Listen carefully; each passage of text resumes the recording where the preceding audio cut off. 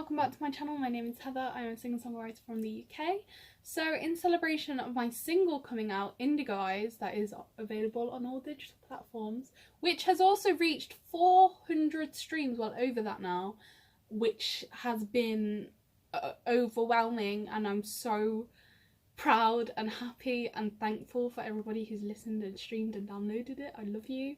I thought that I would speak about the hidden messages in my song. Also, this was highly requested after I released the song. Back actually in April of 2018, I released this song on my YouTube channel and it blew up. And every Q&A I would do, like, because I used to post Q&As, I don't really do that now, and they're all deleted. They'll be like, It's about who is Indigo Eyes? Who and what is Indigo Eyes? I want to know who Indigo Eyes is. and I'm like, okay, I will tell you now. So without further ado, I'm going to be speaking about the hidden messages in my song and the meaning. So first we're going to be speaking about the hidden messages in the song. So we're first going to start off with the progression. Now this progression isn't anything really exciting, and you would think for a song that I do, because I usually use the most complicated sounding things because I like that sound. This is quite minimalistic, and it was quite a different direction for my music, but I loved it. And I did it at the time because this song, when I go into the meaning, I did it at the time to show consistency in your life. So because life goes up and down like a roller coaster. It's also applied when I do the harmonies, because they go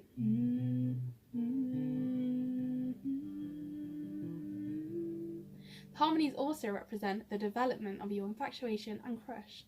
There's a fun fact. So when I was making this chord progression, I knew that I wanted a soft sounding song. I wanted it to be in kind of, if anybody's done GCSE English out there, in that kind of romanticised William Blake style of like having an appreciation for everything, because this meaning of the song, I'll go into the meaning now actually. The meaning of the song is about having an infatuation so deep to the point where you think you love them, you see everything good in them. And I knew that when I felt that feeling about someone, it was so strong, and I might not ever feel that again, because I knew that this wouldn't end particularly well. I knew that nothing like this could end particularly well, but I still kind of loved it. It was a false sense of security which I give in the song, which actually impacts the audience, the listeners, because when they're listening to this song, it's quite soft, and a lot of people think I did it for that aesthetic kind of sound, but I didn't. I did it because it was meant to sound really vanilla, and you know, it's meant to sound really soft. And then when you get to the chorus, you think it would go partying till 11, eyes meeting since 7. I was the cold and you were the heat, reminiscing on awkward stories, or something like.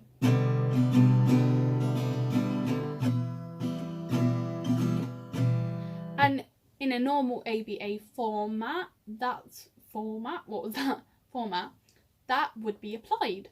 But I didn't want that.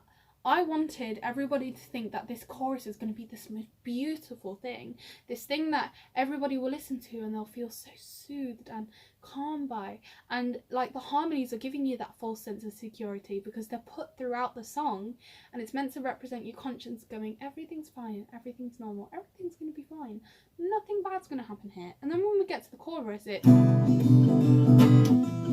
Now, just listening to that, it's quite grating and unsettling, and at the time I wanted to show the overwhelming bit of having an infatuation, because it's just like everywhere. And on top of that, you got partying till 11, eyes meeting since 7. I was the cold and you were the heat, reminiscing on awkward stories. And on top of that, you've got a subplot, a sub counterpoint that's going in Indigo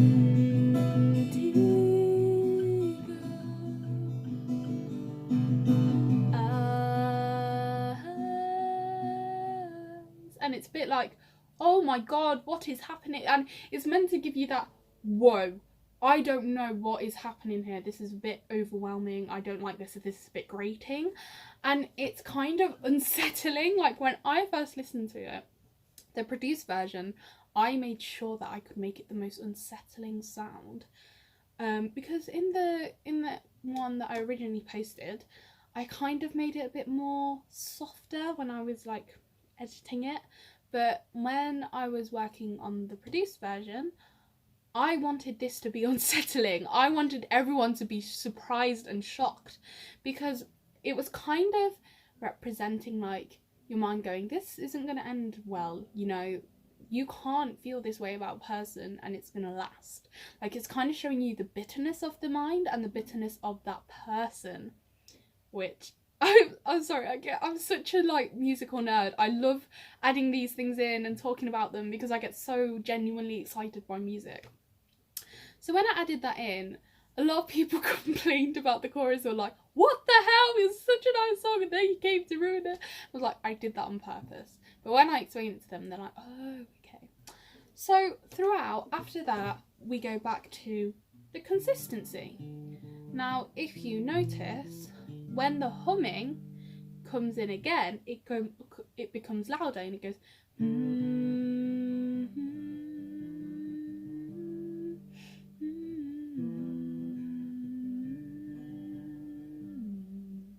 and I kind of put like a breathy tone under it, and it's kind of representing your heart beating really fast because you're realizing that this person isn't who they are anymore.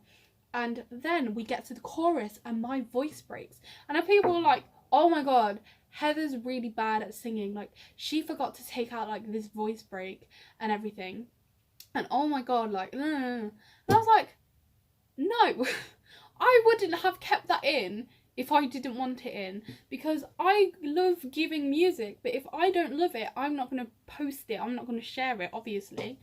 It was actually meant to put that false sense of security that I had added at the start of the song when we get to the chorus to that, because everything's breaking around them, this beautiful romanticized world that they've built in their head of this person and how they are so beautiful and amazing and there's nothing wrong with them. It's slowly breaking and becoming reality. I'm sorry, I'm such a nerd. Why am I getting so excited? Right, because I go Indigo and it starts like going a bit off key and off unison and it starts becoming canon and everything's not matching each other, and it's like, oh my god, what the hell's happening? I don't understand this. Like, it's getting so much like it's meant to feel like that. And then we get to the end of the song and it returns with this and this humming, and then the humming isn't present. And in the song that I originally posted in April of 2018, I put humming at the end when I went, Indigo Eyes, where you going tonight? Gonna catch the butterflies. And I did it with a smile on my face because it was meant to represent, oh, this is lovely, look. It's a beautiful, happy ending. Nothing bad's going to happen. It's so lovely. But now looking at it from my point of view, I wanted it to be bitter to kind of represent that it didn't end well. It's also a lead up to maybe an EP that's coming out soon. But I'm not saying anything. But it goes like, this is what I did to it now.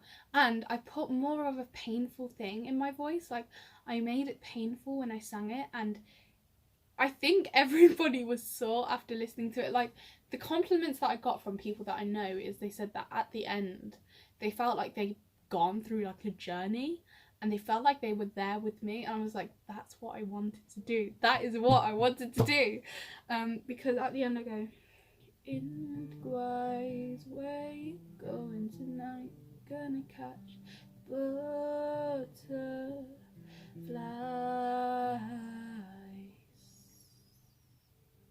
And it's got this deep sigh at the end, and it's like, has she gave up?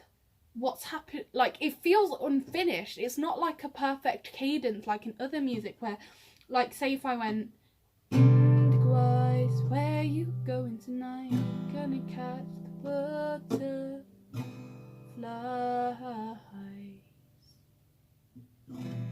And then just end it. Because I put that long breath at the end, it's like, this isn't unfinished. This isn't done. Which is kind of talking about the EP. But anyway, I'm really excited to share this video. I can't wait to share this with you guys. Now, I'm going to give a kind of... Sorry guys, the video's cut out again, which is so annoying. But, so I look like a baby right now, please ignore that. I hope you enjoyed the video. Please give me a thumbs up. If you want more videos of me analysing my songs, tell me down below. You can go and stream and download Indigo Eyes if you haven't already.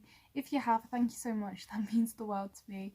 And I'm not just saying that, like, it was really difficult to choose whether I'm going to release music or not, because I didn't know whether people would listen to it. And I wanted to do it because I was in a good place, and I thought my peak would be 20 streams and then I would be done, but over 400 people listened to it, which is crazy. I'm so grateful. If it's easier, the audio is on my channel, the professional one. You can also Shazam it, which is really cool. That is really cool. And like, if you go on your iPhone and go, hey Siri, what's this song? It will come up too. So anyway, I'm gonna stop being a nerd. Have a good night, or day. It's night for me. As you can see, it's the late hours and I'm crazy. But I hope you enjoyed this video. Please give me a massive thumbs up and I'll see you very soon. Goodbye.